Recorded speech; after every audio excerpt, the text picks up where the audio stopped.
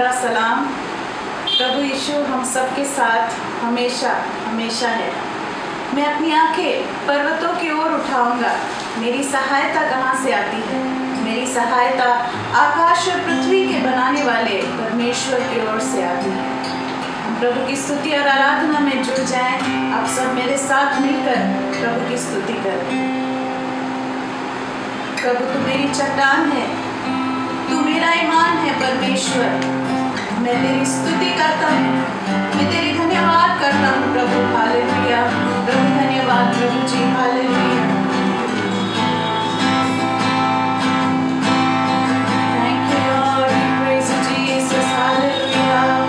पवित्र आत्मा तेरा स्वागत है प्रभु।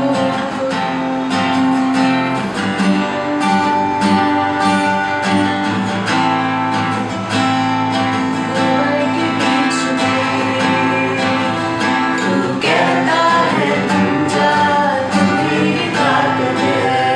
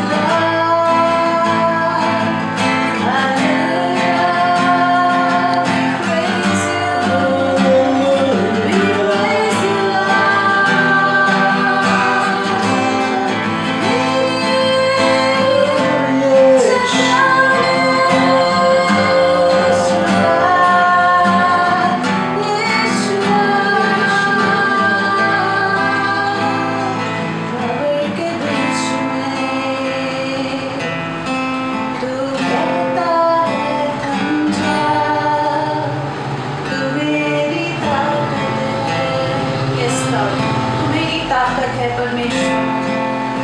तू ही मेरा ईमान, कब्र के बीच में तू कहता है तुम जाओ, तू मेरी ताकत है।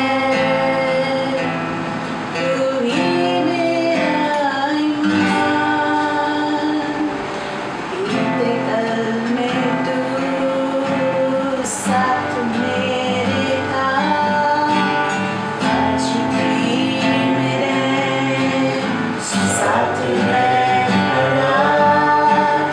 आने वाले कल में भी होगा, उठते हुए तूफानों में तू ही मेरी चट्टान, बढ़ते हुए लहरों में तेरे कदमों के निशान।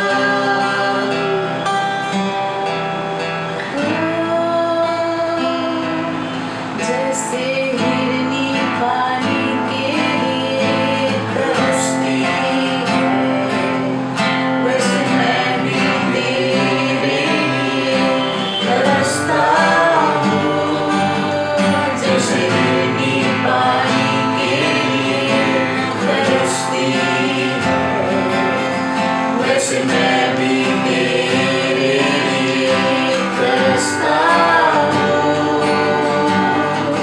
कैसे करूँ मैं तेरी तुलना, कैसे करूँ मैं तेरी तुलना। आराधना, आराधना, आराधना तेरी हो। आराधना, आराधना,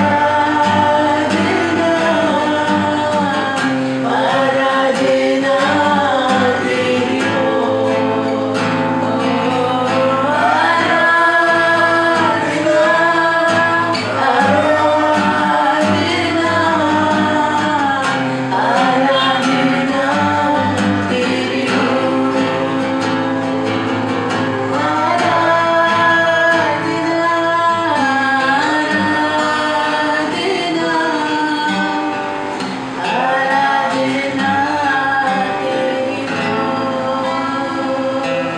जैसे माता संभालती है, वैसे यीशु संभालेगा। जैसे माता संभालती है, वैसे यीशु संभालेगा। Hallelujah, hallelujah, hallelujah, hallelujah, hallelujah.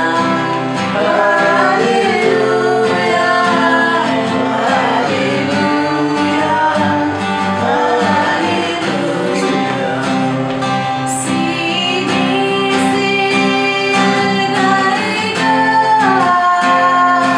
चिंता सब हटाएगा। सीने से लगाएगा, चिंता सब हटाएगा। जैसे माता संभालती है, वैसे यीशु संभालेगा। जैसे माता संभाली है, वैसे यीशु संभालेगा।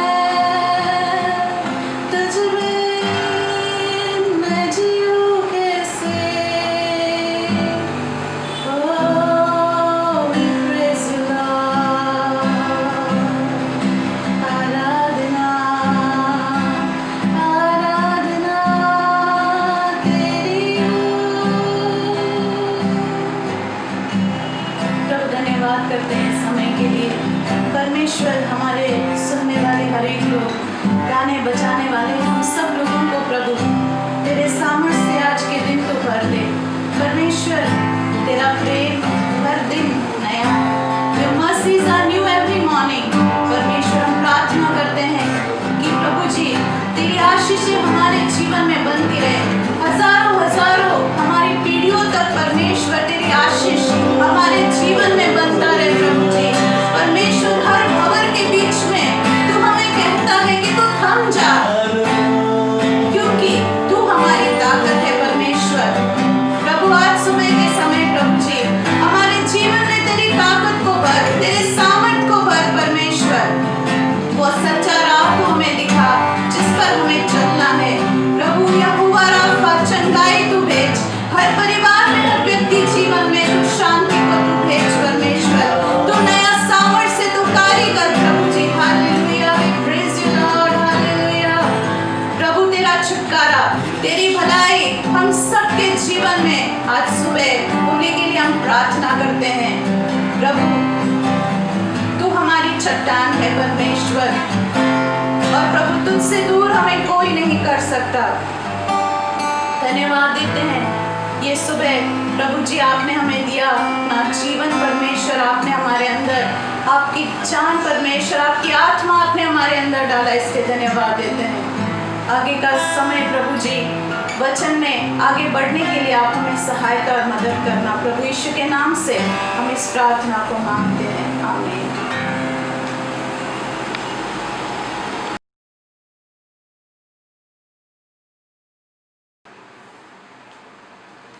Praise the Lord। आप सबों को परमेश्वर यीशु मसीह के पवित्र मधुर मीठे नाम से मैं आप सबों का स्वागत करता हूं।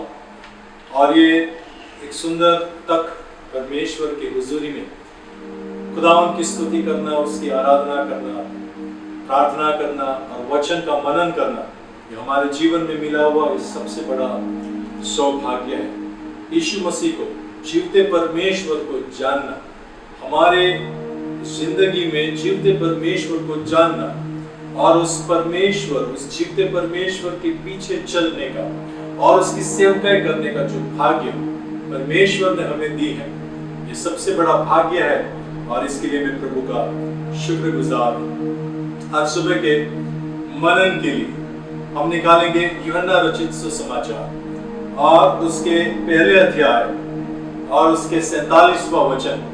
यूहन्ना उसका पहला अध्याय और उसका 47वां वचन हम इस प्रकार पढ़ते हैं। यीशु ने नतानियल को अपनी ओर आते देखकर उसके विषय में कहा, देखो यह सचमुच इज़राइली है, इसमें कपट नहीं।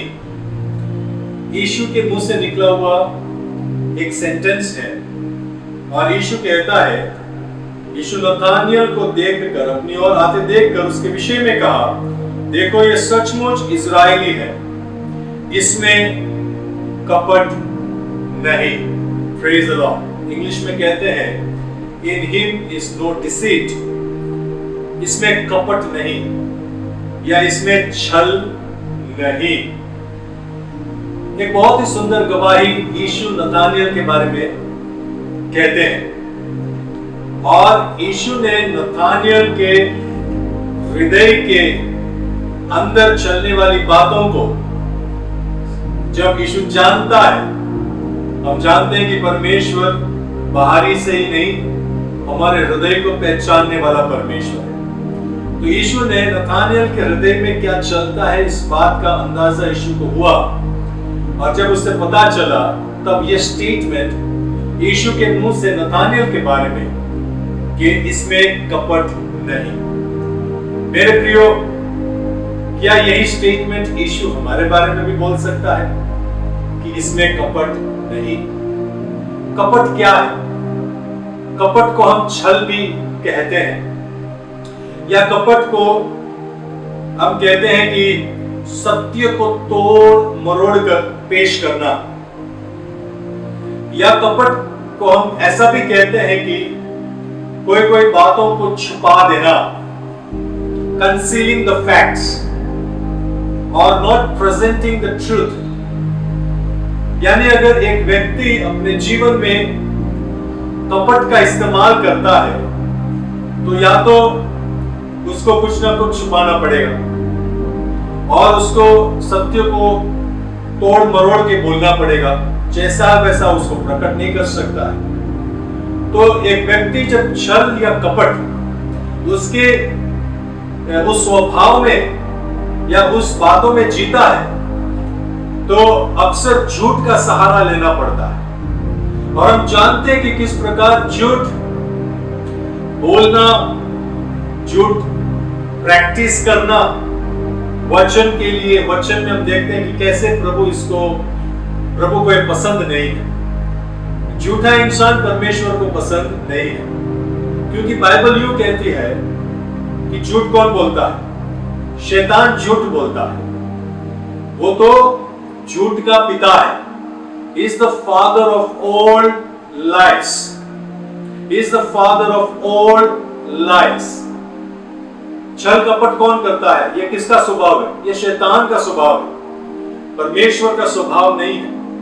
यानी छल कपट अगर एक व्यक्ति करता है तो उस व्यक्ति को झूठ का सहारा लेना पड़ेगा। यीशु मसीह कहता है मार्ग, सत्य और जीवन में, यानी कि सत्य परमेश्वर झूठ का सहारा कभी नहीं लेता, बल्कि हम बाइबल के पन्नों में पढ़ते हैं किस प्रकार शैतान झूठ का सहारा लेकर सत्य को तोड़ने की कोशिश करता है, छल या कपट करने की कोशिश करता है।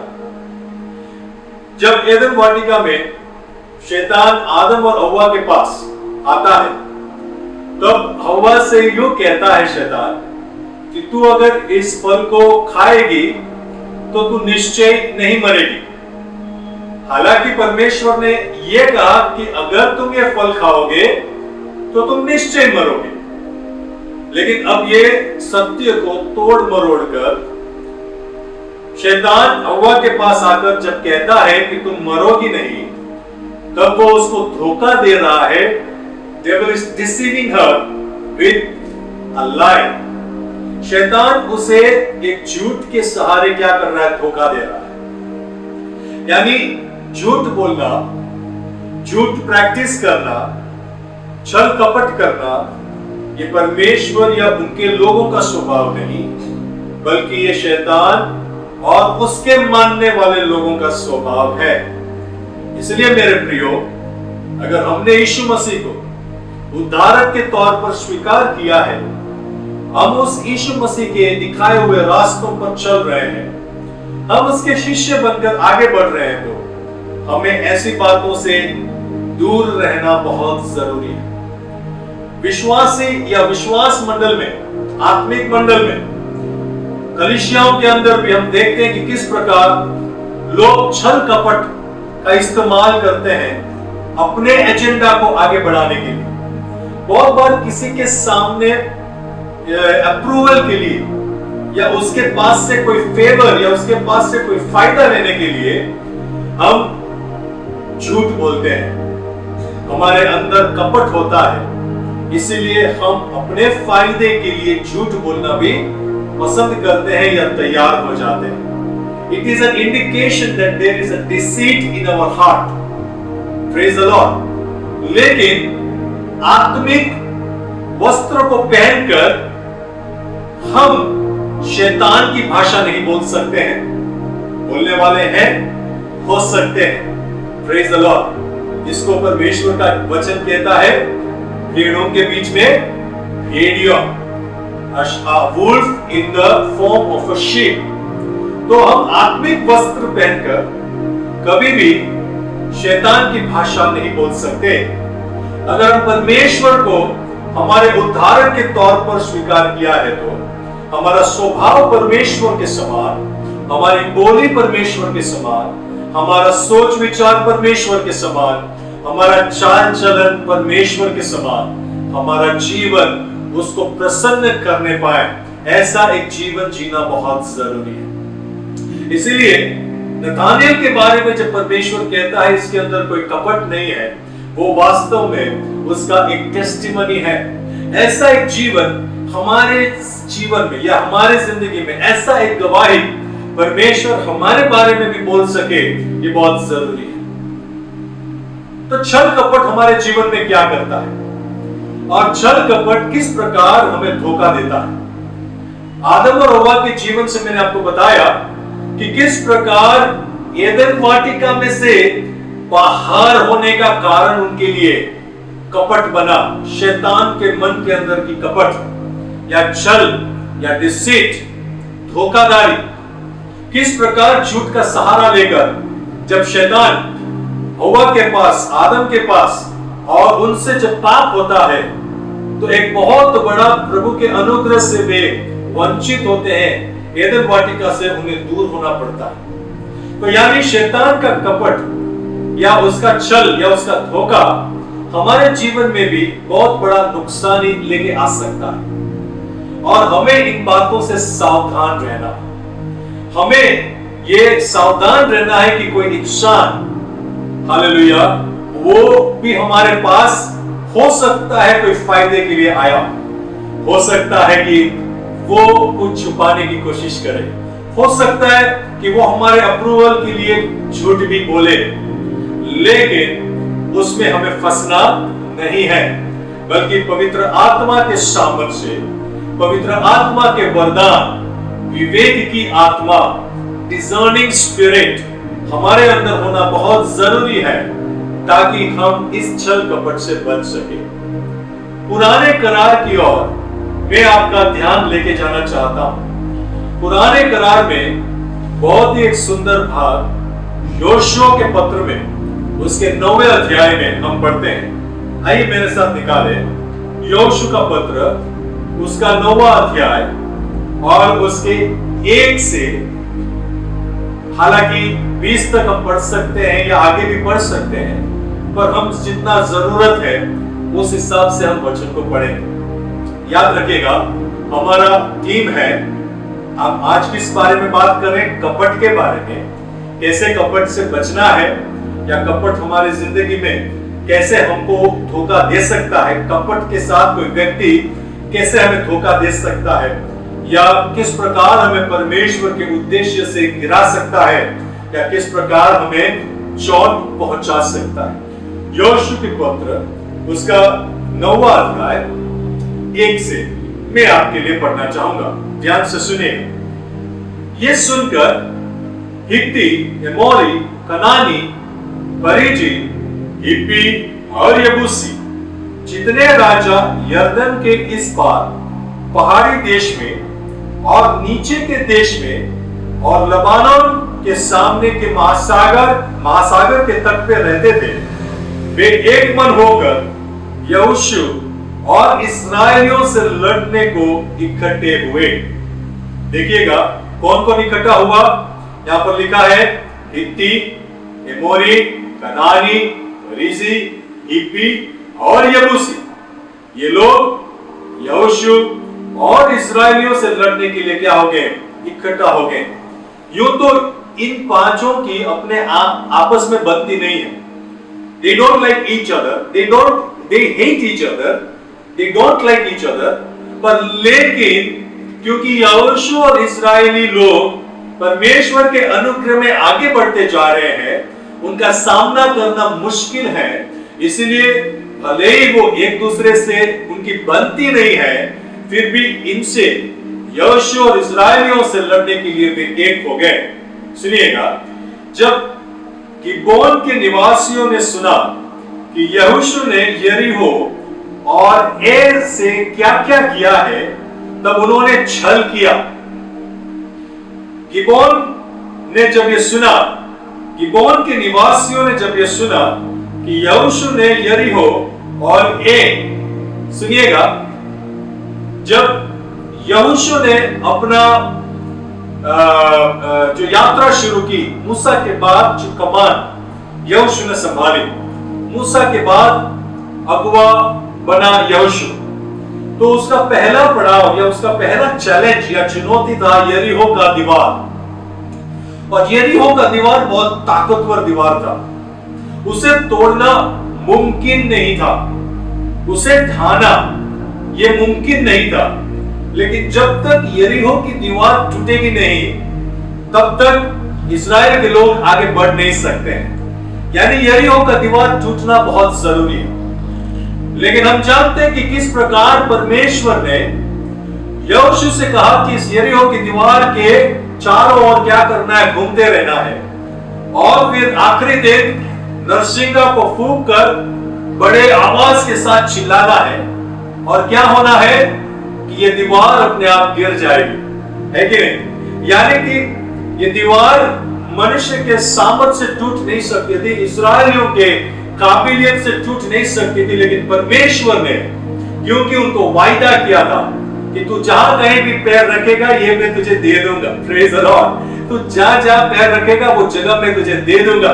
यानी ये लोग जहां जहां पैर रखेंगे ये जगह उनका होता जाएगा। तो परमेश्वर के वायदे के अनुसार परमेश्वर ने क्या किया, एक बहुत बड़ा अनुग्रह खुदावंद ने यरीहो की दीवार हालेलुया नीचे गिरा दी, और वहां पर यहोशू और इस्राएलियों को फतेह मिला। और ये बात गिबोन के लोग जानते थे। गिबोन के लोग ये भी जानते थे कि यरीहो के बाद दूसरा फतह ऐ नाम के एक शहर के ऊपर मिली। ऐ नाम का एक शहर है, इंग्लिश में AI बोलते हैं और हिंदी में ऐ बोलते हैं। ऐ नाम का जो शहर है वो अपने तलवारों के लिए, भालों के लिए या शस्त्र के लिए जाना जाता था। यानी कि एक ऐसा शहर जहां पर आपको बहुत ताकतवर लोग बहुत ही अच्छे शस्त्र के साथ मिलेंगे। लेकिन इस ऐ शहर के ऊपर भी परमेश्वर ने क्या किया, परमेश्वर ने इस्राएल के लोगों को, यहोशू को, इस्राएल के लोगों को फतेह दी। और ये भी बात गिबोन के लोगों को मालूम था। यानी गिबोन के लोग छल करने के लिए क्यों तैयार हुए, क्योंकि उनको मालूम था कि जिस परमेश्वर ने मूसा को चुना, उसी परमेश्वर ने मूसा को फिरौन के सामने खड़ा रखा। उस परमेश्वर ने लाल समुद्र को दो भाग किया, इस्राएलियों को उसमें से बाहर निकाला, फिरौन और उसकी सेना को उस समुद्र में डुबो दिया। उसी परमेश्वर ने यहोशू को चुना, वही परमेश्वर ने यहोशू को यरीहो के ऊपर जय दिया, यरीहो का दीवार नीचे गिर गया। और वही यहोशू के द्वारा, उस परमेश्वर के द्वारा हालेलुया उन्होंने ऐ शहर के ऊपर जो शस्त्र के लिए जाना जाता था, हालेलुया आधुनिक शस्त्र के लिए जाना जाता था, ऐसे शहर के ऊपर उसने जय पाया।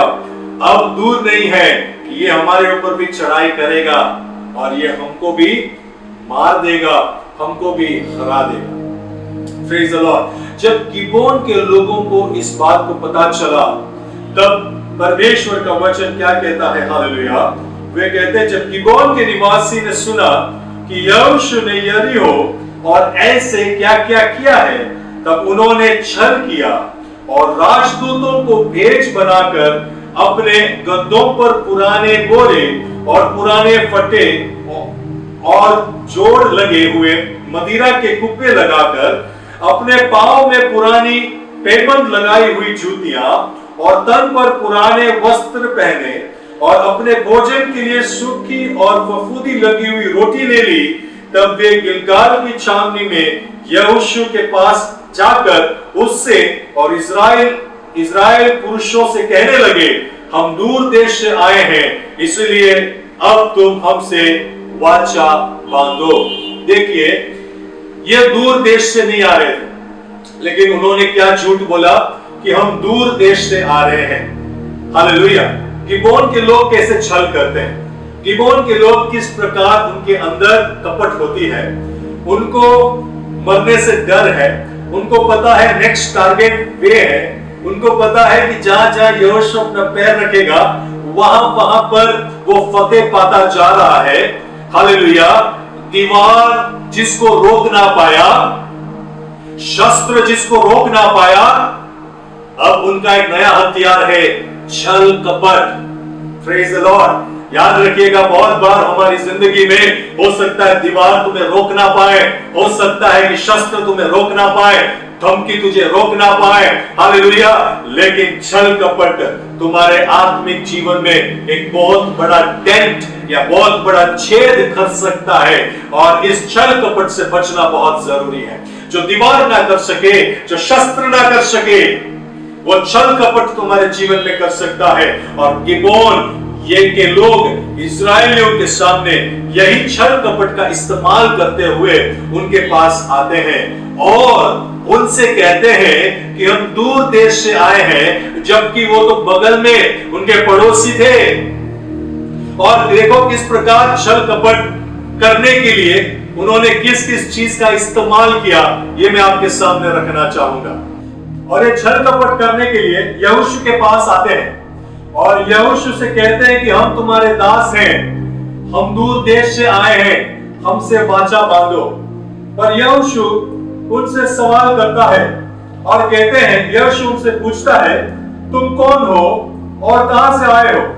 उन्होंने उससे कहा, तेरे दास बहुत दूर के देश से तेरे परमेश्वर यहोवा का नाम सुनकर आए हैं, क्योंकि हमने ये सब सुना है, अर्थात उसकी कीर्ति और जो कुछ उसने मिस्र में किया और जो कुछ उसने एमोरियों के दोनों राजाओं से किया जो यरदन के उस पार रहते थे, अर्थात हेब्रोन के राजा सीहोन से और बाशान के राजा ओग से जो अशारत में था।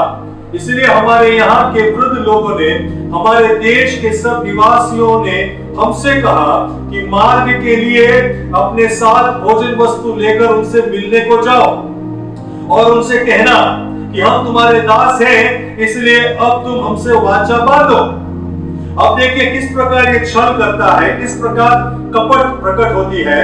और 12वां वचन कहता है, जिस दिन हम तुम्हारे पास चलने को निकले, उस दिन तो हमने अपने अपने घर से ये रोटी गरम और ताजी ली थी, परंतु अब देखो ये सूख गई है और इसमें फफूंदी लग गई है। फिर ये जो मदिरा के कुप्पे हमने भर लिए थे तब तो नए थे, परंतु देखो अब ये फट गए हैं और हमारे ये वस्त्र और जूतियां बड़ी लंबी यात्रा के कारण पुरानी हो गई है।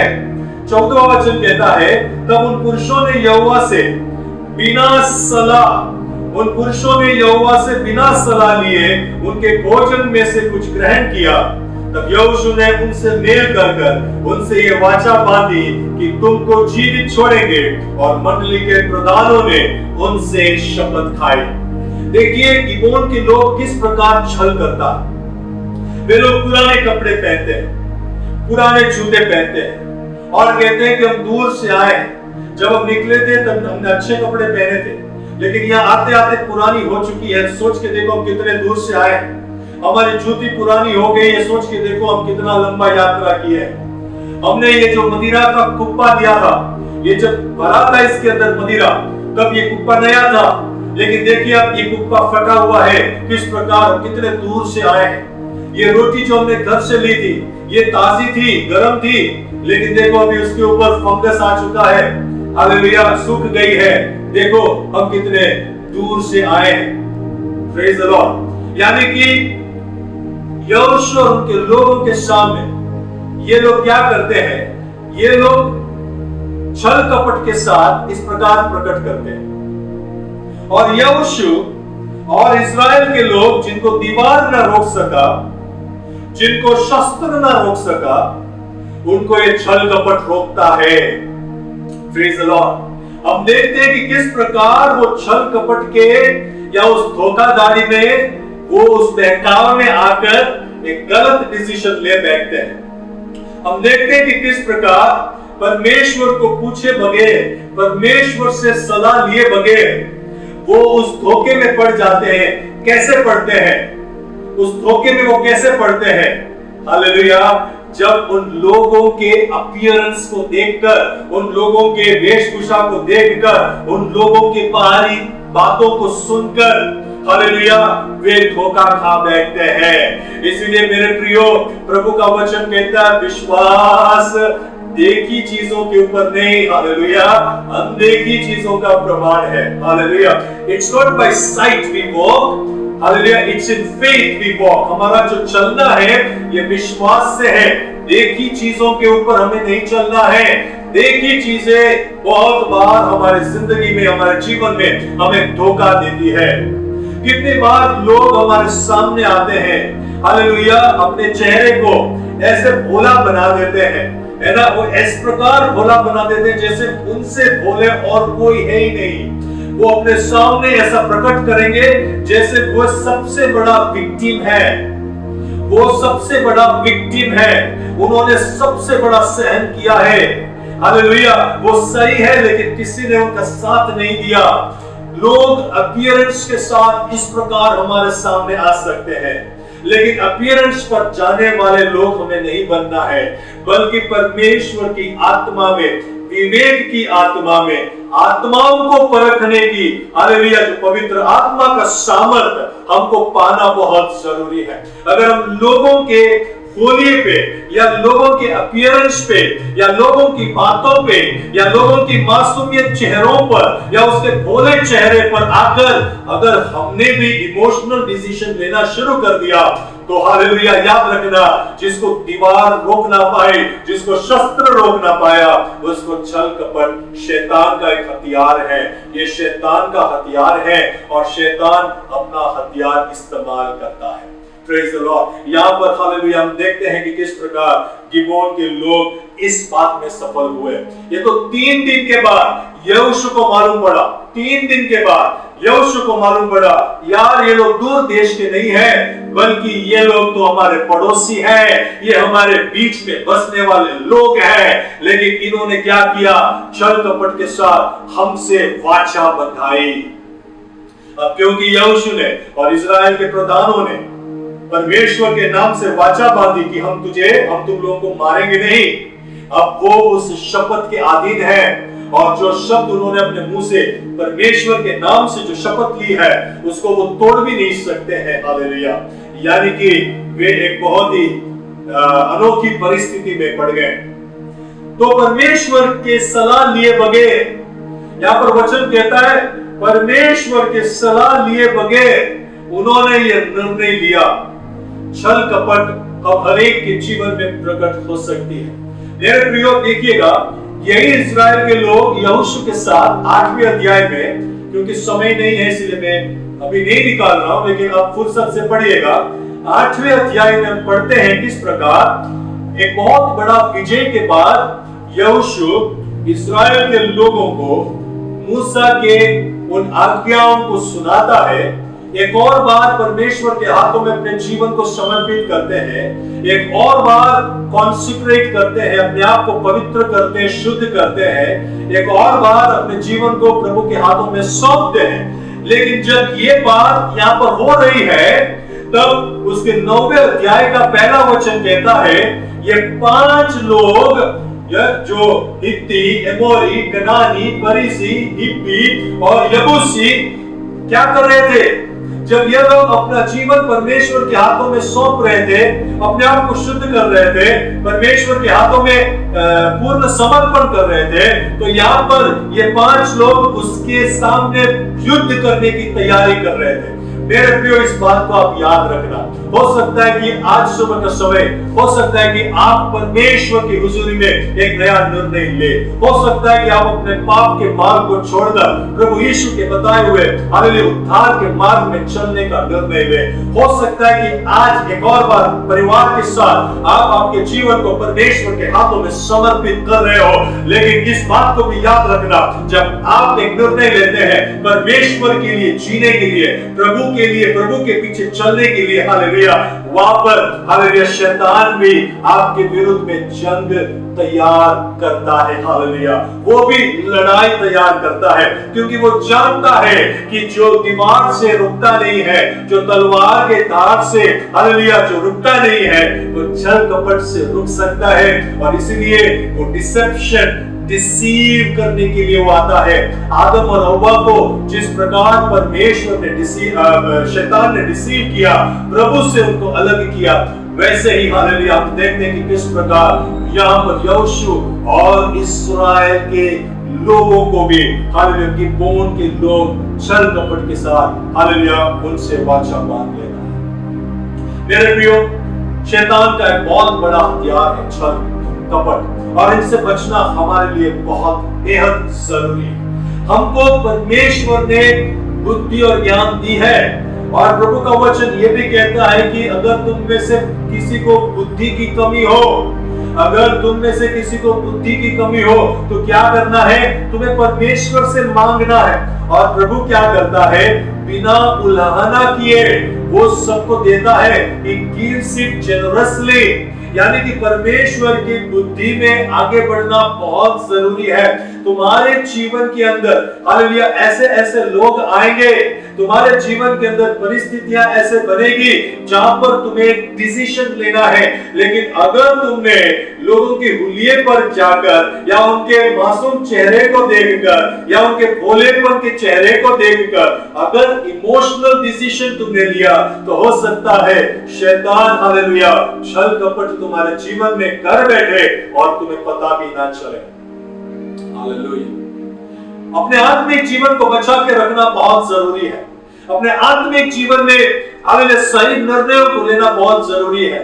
डिसीजंस इमोशनली नहीं लिया जाता, डिसीजंस परमेश्वर से पूछकर लिया जाता है। परमेश्वर जानता है हमारे लिए क्या सही है क्या गलत। परमेश्वर जानता है कौन लोग हमारे लिए सही है और कौन लोग हमारे लिए गलत है। हालेलुया। और जब हम परमेश्वर से डिसीजन लेते हैं और परमेश्वर से हम उत्तर की इंतजार करते हैं, बहुत बार अगर हम ऐसा करते हैं तो हम इन छल कपट से हालेलुया बचे रहेंगे। लेकिन अगर हम उतावले होकर हालेलुया अपीयरेंसेस में जाकर और इमोशनल होकर अगर हम डिसीजंस लेना शुरू कर देंगे तो कोई ना कोई आकर हमारा ऊपर वार करके चला जाएगा, चोट पहुंचा कर चला जाएगा। हालेलुया। हमें परमेश्वर के राह से दूर कर चला जाएगा। इमोशनल डिसीजन विश्वास में मत लेना। विश्वास में हालेलुया प्रभु से पूछकर ही एक डिसीजन लेकर आगे बढ़ना। मेरे प्रियो, हमारा परमेश्वर सब कुछ जानता है। लोगों के हृदयों को पहचानने वाला वो परमेश्वर है। हालेलुया। यहूदा इस्करियोत के जीवन के अंदर हम देखते हैं कि जिस प्रकार जिस दिन जो समय वो अंतिम भोजन के दिन जब सब लोग इकट्ठा हुए और परमेश्वर जानता था कि उसके हृदय के अंदर क्या चलता है। Praise the Lord. उसके हृदय के अंदर क्या चलता है परमेश्वर जानता था। और परमेश्वर कहता है कि आप में से एक व्यक्ति आज मुझे पकड़वाने वाले हो। परमेश्वर पतरस के हृदय के अंदर क्या चलता है जानता था। परमेश्वर दाऊद के हृदय के अंदर क्या चलता है वो जानता था। इसलिए प्रभु का वचन इस प्रकार कहता है दाऊद के बारे में, मेरे हृदय के पीछे चलने वाला हालेलुया मेरा दास। परमेश्वर हमारे हृदयों को परखता है। लेकिन जब हम परमेश्वर के एडवाइस लिए बगैर या परमेश्वर से पूछे बगैर, परमेश्वर से हालेलुया हम प्रार्थना किए बगैर अगर हम कोई डिसीजंस लेते हैं तो उस डिसीजंस में हम फंस जाते हैं और फिर उसमें से बाहर निकलना बहुत मुश्किल हो जाता है। या फिर कभी कभार हम वायदा कर बैठते हैं और फिर उस कमिटमेंट को पूरा करना हमारे लिए मुश्किल हो जाता है।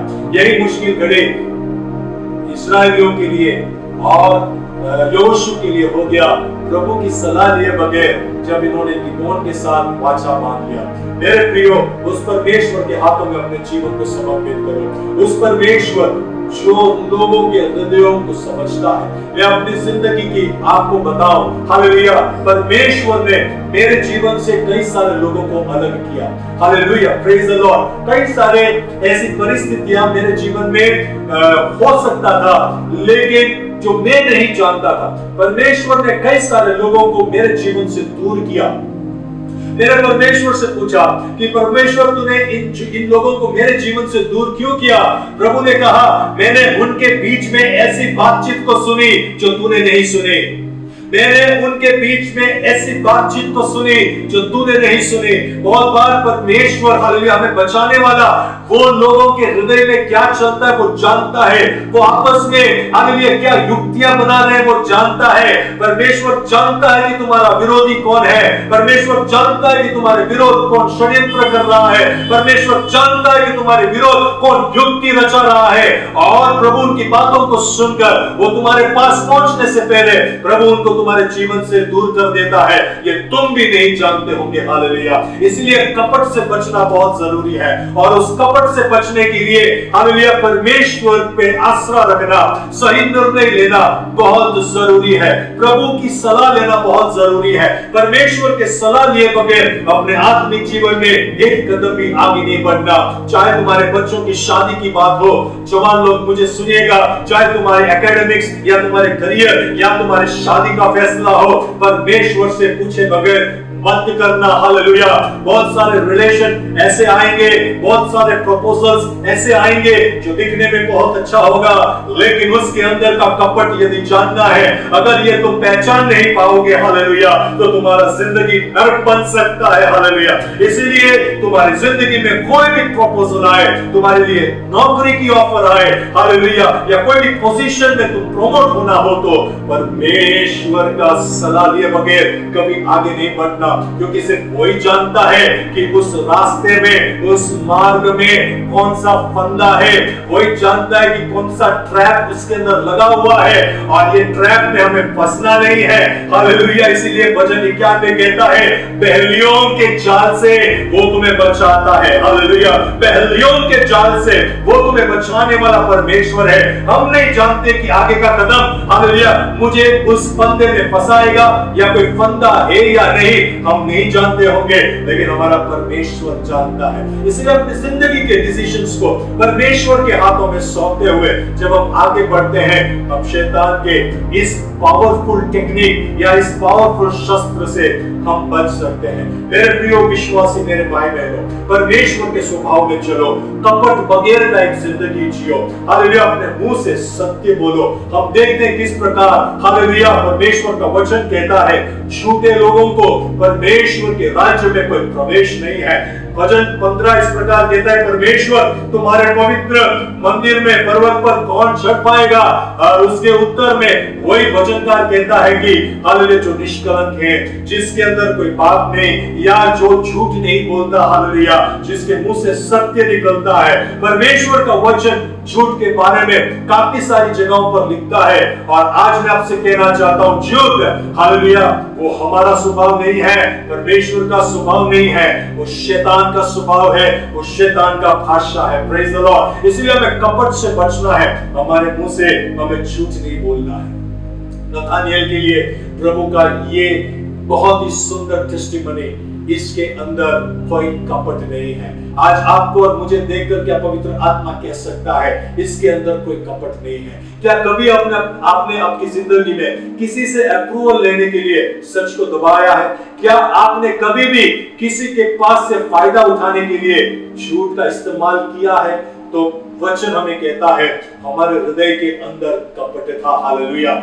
यहोशू गिबोन के लोगों से कहता है, क्योंकि ये बात तूने हमसे छिपाई, क्योंकि ये छल और ये कपट तूने की, हालेलुया, इसीलिए तुम शापित हो। Praise the Lord. इस छल और कपट का इस्तेमाल करता है जब हालेलुया लोग वो शापित होते हैं। Praise the Lord. हमें उसका इस्तेमाल बिल्कुल नहीं करना है। जिस प्रकार परमेश्वर ने नथानिएल से कहा, हालेलुया उसके बारे में कहा कि इसके अंदर कोई कपट नहीं है, वैसे ही प्रभु हमारे बारे में भी बोलने पाए। मेरे प्रियो, अगर कपट हमारे अंदर है, प्रभु का अनुग्रह हम पा नहीं पाएंगे। कपट हमारे अंदर है तो परमेश्वर की वो मदद को, वो मेहरबानी को, वो कृपा या अनुग्रह को हम देख नहीं पाएंगे। अगर कपट हमारे अंदर हो तो हम परमेश्वर की योजना में आगे बढ़ नहीं पाएंगे। इसीलिए आज एक निर्णय ले कि ना तो मैं अपने जीवन में छल कपट का इस्तेमाल करूंगा और ना किसी का छल और कपट को मेरे जिंदगी में मैं आने दूंगा। उसके लिए क्या करना है? हमें परमेश्वर की सलाह लेनी है। उसके लिए क्या करना है? हमें परमेश्वर से प्रार्थना करना है। उसके लिए क्या करना है? हमें परमेश्वर के लिए इंतजार करना है। आइए इस वचन के आगे हम अपने जीवन को समर्पित करें। आइए हम प्रार्थना करें। सर्वशक्तिमान दयालु पिता परमेश्वर, प्रभु इस सुंदर समय के लिए हम आपका धन्यवाद करते हैं। आज के सच्चे दिन के लिए प्रभु धन्यवाद। इस सुबह इस इतवार के समय के लिए प्रभु आपका धन्यवाद करते हैं। प्रभु तेरी स्तुति, तेरी प्रशंसा, तेरा आराधना करने के लिए तूने हमें कृपा दी। और परमेश्वर तेरे वचन से आज पवित्र आत्मा तूने हमसे बात की, इसके लिए हम आपका धन्यवाद करते हैं। प्रभु जिस प्रकार आपने नथानियल के बारे में बताया कि इस व्यक्ति के अंदर कपट नहीं है, वैसे प्रभु एक निष्कलंक हृदय के साथ, एक निर्मल कोमल हृदय के साथ, सच्चाई के साथ हमारे जीवन में आगे बढ़ने के लिए तू हमें सहायता कर। प्रभु किसी का अप्रूवल या किसी से फायदा लेने के लिए हम झूठ का सहारा ना लेने पाए या हम सच को दबाने की कोशिश ना करने पाए। तेरे स्वभाव में, तेरे विचार में, तेरे बोली बोलने के लिए परमेश्वर तुम्हें हालेलुया ऐसा एक चाल चलन, मसीह चाल चलन के साथ आगे बढ़ने के लिए तुम हरेक को सहायता करने से हम प्रार्थना करते हैं। साथ ही साथ प्रभु शैतान के छल और कपट से बचने के लिए तुम्हें मदद कर। जिस प्रकार आदम और हव्वा के जीवन में शैतान ने कार्य किया, उसी प्रकार जिस प्रकार प्रभु योशू और इस्राएल के लोगों के सामने गिबोन के लोगों को छल से हालेलुया वाचा बंधवाया, वैसे प्रभु शैतान आज भी छल और कपट के साथ हमारे जीवन में काम करता है। लेकिन उसके छल को, उसके कपट को समझने के लिए प्रभु वो विवेक की आत्मा से तुम्हें भर दे। परमेश्वर तेरी आत्मा का वरदान हमें चाहिए, सच को और प्रभु हालेलुया बुराई को पहचानने की। परमेश्वर हालेलुया क्या सही है क्या गलत है उसको जानने के लिए, क्या अच्छा है क्या बुरा है उसको जानने के लिए, और प्रभु आत्माओं को परखने के लिए प्रभु तेरे आत्मिक वरदान से तेरे लोगों को तू भर, ऐसा हम प्रार्थना करते हैं। Let the word of wisdom and the word of knowledge operate in our life. परमेश्वर विवेक की आत्मा में आगे बढ़ने के लिए सहायता कर, ऐसा आपसे प्रार्थना करते हैं। प्रभु जी धन्यवाद, तेरे लोगों को तू आशीष और अनुग्रह दे। प्रभु सही रास्ते पर चलने के लिए तू अगुवाई कर, सच्चाई में बने रहने के लिए कृपा दे। उस सकरा रास्ते पर से होकर प्रभु हालेलुया खुदा स्वर्ग राज्य में प्रवेश करने के लिए तू मदद कर। लोगों को मैं पिता पुत्र पवित्र आत्मा के नाम से आशीष देता हूं। प्रार्थना सुना इसके लिए धन्यवाद।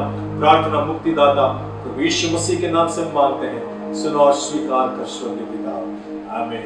पिता परमेश्वर का प्रेम, पुत्र यीशु की कृपा, पवित्र आत्मा का संगति और सहभागिता और हर एक के संग प्रार्थना की हर विषयों के ऊपर अब से लेकर सदा तक बनी रहे। आमीन आमीन। God bless you. Have a wonderful